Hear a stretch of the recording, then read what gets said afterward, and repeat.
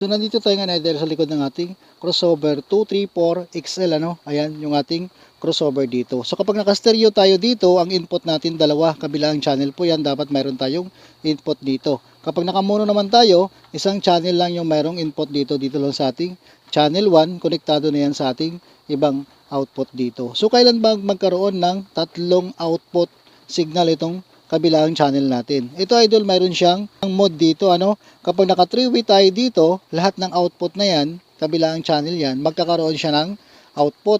Mayroong low, mid at saka high. Magkakaroon ng output yan kapag naka 3-way stereo. Susundan natin yung dalawang button na to, igaya lang natin dito sa guide ng ating crossover. So kapag naka mono naman tayo dito, ang magiging output lang itong low sa channel 1, tapos low mid sa channel 1, tapos dito sa ating channel 2, high mid at saka high din sa ating channel 2. Yan ang magagamit natin. Kaya mayroon siyang not use dito. Ayan, katulad din ito.